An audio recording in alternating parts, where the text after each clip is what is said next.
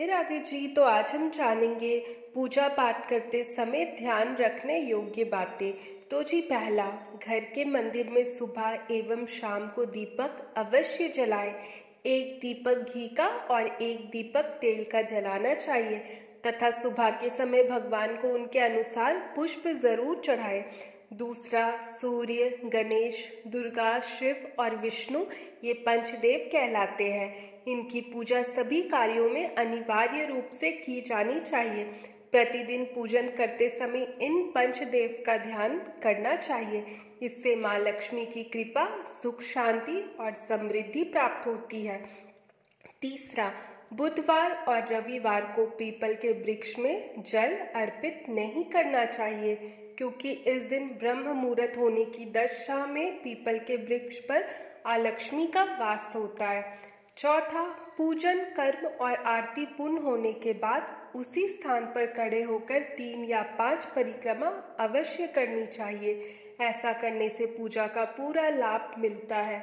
चौथा, तुलसी का पत्ता बिना स्नान किए नहीं तोड़ना चाहिए। तुलसी को माता भी कहा जाता है। शास्त्रों के अनुसार यदि कोई व्यक्ति बिना नहाए ही तुलसी के पत्तों को तोड़ता है तो पूजन में ऐसे पत्ते भगवान द्वारा स्वीकार नहीं किए जाते हैं और वह व्यक्ति पाप का भागीदार बनता है। रविवार, एकादशी, द्वादशी, संक्रांति तथा संध्या काल तथा रात्रि में तुलसी के पत्ते नहीं तोड़ना चाहिए तथा रात्रि के समय तुलसी पर जल भी अर्पित नहीं करना चाहिए।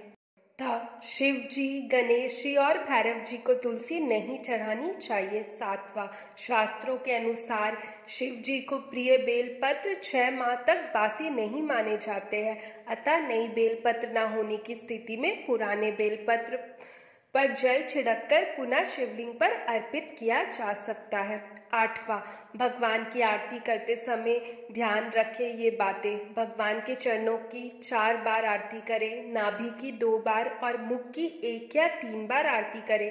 इस प्रकार भगवान के समस्त अंगों की कम से कम 7 बार आरती करनी चाहिए और इसके बाद भगवान को आरती जरूर अर्पित करनी चाहिए। 9वां, माँ दुर्गा को ध्रुवा नहीं चढ़ानी चाहिए। 10वां, रिद्धि सिद्धि के दाता भगवान गणेश को दुर्वा जरूर चढ़ाए।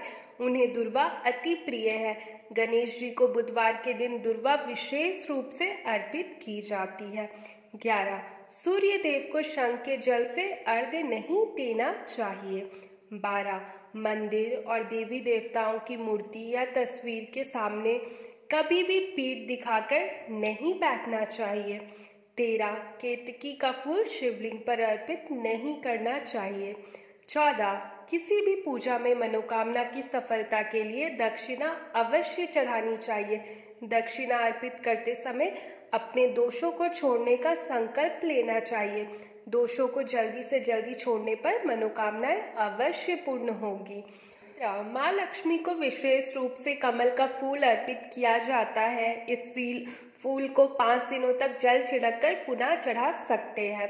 16, तुलसी के पत्तों को 11 दिनों तक बासी नहीं माना जाता है। इसकी पत्तियों पर रोज जल छिड़ककर पुनः भगवान को अर्पित किया जा सकता है। 17, गणेश या देवी की प्रतिमा 3-3, शिवलिंग 2, शालिग्राम 2, सूर्य प्रतिमा 2, गोमती चक्र 2 की संख्या में कदापि ना रखें।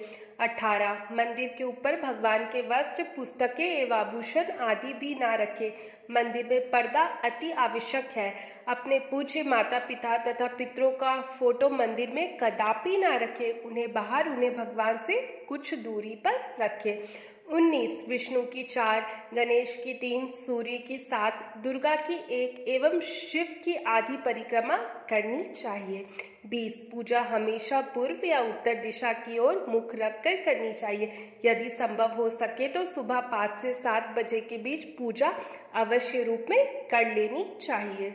तो जी आज के लिए इतना ही। ये कुछ ऐसी बातें हैं जिसे आप ध्यान में रख करके पूजा पाठ करते हैं तो जो भी आपके मन में इच्छा है, मनोकामना है, वो बहुत जल्दी पूरा होता है। बस ये छोटी छोटी बातों को ध्यान में रखना पड़ता है।